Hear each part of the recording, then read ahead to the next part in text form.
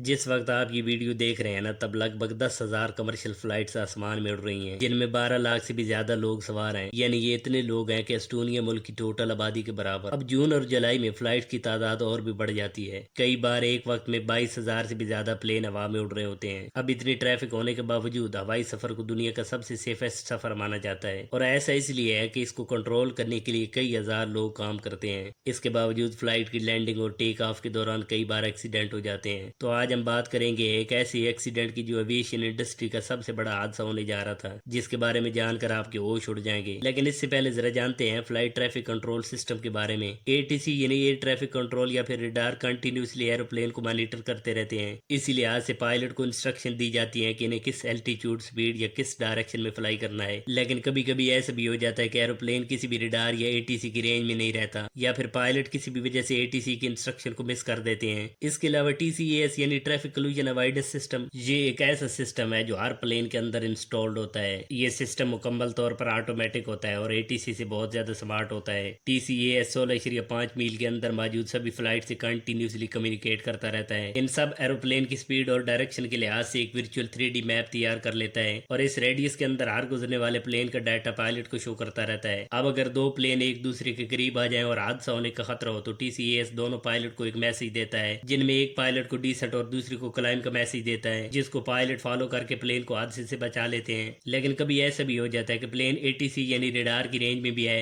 और टीसीएएस की इंस्ट्रक्शन भी मिल रही हो, तो एक पायलट एटीसी की जबकि दूसरा टीसीएएस की इंस्ट्रक्शन मान ले और इफेक्टिवली दोनों एक इंस्ट्रक्शन दे रहे हो। यानी एक पायलट टीसीएएस के कहने पर डिसेंट कर दे और दूसरा एटीसी के कहने पर डिसेंट कर दे, तो दोनों प्लेन एक ही रूट पर आ जाएंगे। क्योंकि 2002 में जर्मनी के अंदर ऐसा हो चुका है, जिसमें एक पायलट ने एटीसी और दूसरे ने टीसीएएस की इंस्ट्रक्शन मान ली थी, और इन दोनों सिस्टम ने एक दूसरे के साथ कम्युनिकेट नहीं किया था, जिसकी वजह से एक मिरर कोलिजन हुआ था और इस एक्सीडेंट में 71 लोगों ने अपनी जान गंवा दी थी।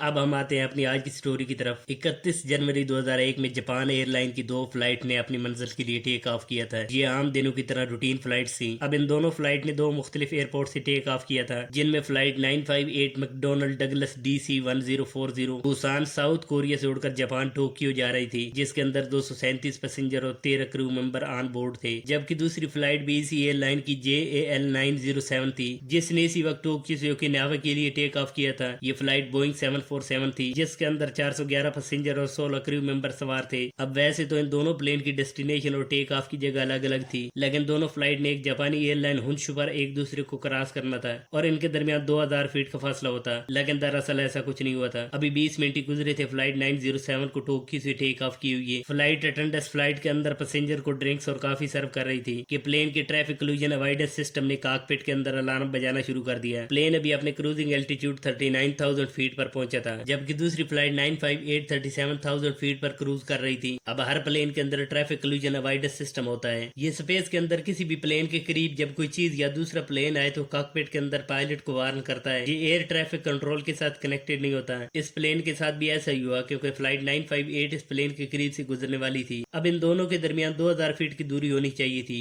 फ्लाइट 907 के पायलट ने इस कन्फ्लिक्टिंग सिग्नल के बाद टोक्यो एयर ट्रैफिक कंट्रोल से राब्ता किया, जिसके बाद इसका राब्ता हुआ डिक्की हचेतानी से। ये एक 26 साल ट्रेनी लड़का था, जिसको अभी कुछ ही अरसा हुआ था यहाँ पर काम करते हुए। ये इसी वक्त 10 और फ्लाइट्स को भी मैनेज कर रहा था। अब इसने फ्लाइट 958 को अपना एल्टीट्यूड 37,000 से कम करने को कहा, ताकि दोनों फ्लाइट्स 2000 फीट के फासले से गुजर सकें। लेकिन गलती से इसने ये मैसेज फ्लाइट 907 को दे दिया। अब फ्लाइट 907 के पायलट ने एयर ट्रैफिक कंट्रोल की इंस्ट्रक्शन को मानकर इस पर अमल किया और प्लेन का एल्टीट्यूड 39,000 से डाउन कर दिया, जिसके बाद फ्लाइट 907 और फ्लाइट 958 दोनों 37,000 के एल्टीट्यूड पर आमने सामने आ गई। जब अडिकी एचिटानी ने देखा कि दोनों प्लेन एक दूसरे के सामने आ गए हैं और ये एक बहुत बड़ा हादसा होने वाला है, तो इसने फ्लाइट 958 को राइट मुड़ने को कहा ताकि इस हादसे से बचा जा सके। लेकिन किसी वजह से ये मैसेज फ्लाइट 958 तक पहुंचे ही नहीं। अडिकी एचिटानी की सुपरवाइजर एक औरत थी, जिसका नाम यसुको मोमी था। जब इसने अपने ट्रेनी की गलती नोट की तो इसे मैनेज करना चाहा, लेकिन यसुको ने इस प्रॉब्लम को और भी बड़ा कर दिया। इसने फ्लाइट 907 को क्लाइम करने का मैसेज दिया ताकि इस क्रैश से बचा जा सके, लेकिन फ्लाइट 907 के बजाय ये मैसेज इसने फ्लाइट 957 को भेज दिया और और फ्लाइट 957 इस वक्त ऑपरेशन में ही नहीं थी। अब 907 की बजाय 957 कहने की वजह से इन दोनों फ्लाइट ने इस मैसेज को इग्नोर किया और एक दूसरे के सामने 37,000 फीट एल्टीट्यूड पर उड़ती रही। वक्त गुजरता गया और अगले चंद ही लम्हों बाद दोनों पायलट ने एक दूसरे प्लेन को आमने सामने आते देख लिया। अब दोनों प्लेन इतने करीब आ चुके थे कि पायलट कॉकपिट में बैठकर देख सकते थे, जिसके बाद पायलट को लगा कि अब कुछ बहुत बुरा होने जा रहा है। अब इनके पास चंद सेकंड थे कुछ करने के लिए, वरना दोनों प्लेन एक दूसरे के साथ क्रैश कर जाते और अगर ऐसा होता तो ये एविएशन इंडस्ट्री का सबसे बड़ा और खतरनाक एक्सीडेंट होता। दोनों प्लेन के अंदर मौजूद पैसेंजर और क्रू मेंबर मर जाते, यानी 677 लोगों की जिंदगी अब इन पायलट के हाथों में थी। अब बस बिल्कुल आखिरी सेकंड के अंदर फ्लाइट 905 के पायलट ने यानी बोइंग 747 को एकदम से डाउन कर लिया और 2 सेकंड के अंदर फ्लाइट 907 फ्लाइट 958 के नीचे से गुजर गई। अब इस पायलट के एक फैसले ने इतने बड़े क्रैश से बचा लिया। इस पायलट के एक इंटरव्यू के मुताबिक दोनों प्लेन के दरमियान सिर्फ 10 मीटर का फासला बचा था। जब फ्लाइट 907 के पायलट ने एकदम से प्लेन को डिसेंट किया तो प्लेन के अंदर पैसेंजर और क्रू मेंबर जिन्होंने बेल्ट नहीं पहने थे एक बार प्लेन की सीलिंग से जा लगे। इसके बाद प्लेन के फ्लोर पर गिरे। एक लड़का जिसने बेल्ट नहीं पहना था वो अपनी सीट से 4 सीटें छोड़कर दूर जा गिरा था। इसके अलावा एक औरत की टांग टूट गई थी। 7 पैसेंजर और 2 क्रू मेंबर को सीरियस इंजरी हुई थी, जिन्हें जल्द से जल्द हॉस्पिटल ले जाने की जरूरत थी। बाकी 81 पैसेंजर और 10 क्रू मेंबर को छोटी मोटी चोटें आई थी और फ्लाइट 958 के अंदर एक पैसेंजर या क्रू मेंबर भी जख्मी नहीं हुआ था, इसलिए इसने टोक्यो के लिए अपनी उड़ान जारी रखी थी। अब फ्लाइट 907 ने ओकिनावा के लिए अपना ट्रिप कैंसिल कर दिया और इसी वक्त टोक्यो एयरपोर्ट पर वापस आकर लैंड कर गई, जहां पर मेडिकल टीम इसका इंतजार कर रही थी। उसी वक्त 30 पैसेंजर और क्रू मेंबर को हॉस्पिटल पहुंचा दिया गया था और कुछ ही दिनों के अंदर ये लोग भी ठीक हो गए थे। कोई एक इंसान भी इस इंतहाई खौफनाक हादसे में नहीं मरा था। यह हादसा 677 लोगों की जान निकल लेता अगर पायलट एन आखिरी सेकंड में ये फैसला ना करता। इसके बाद एटीसी ट्रेनी को 1 साल के लिए कैद सुनाई गई थी, जबकि इसकी सुपरवाइजर युसुको मोमी को 1 साल और 6 महीनों की कैद काटनी पड़ी थी। तो इस स्टोरी से हमें पता चलता है कि इंसान ने इतनी बड़ी मशीन को बनाकर हवा में उड़ा लिया, लेकिन फिर इसी इंसान की एक छोटी सी गलती इस मशीन को और साथ ही कई कीमती जानों को निकल लेती है।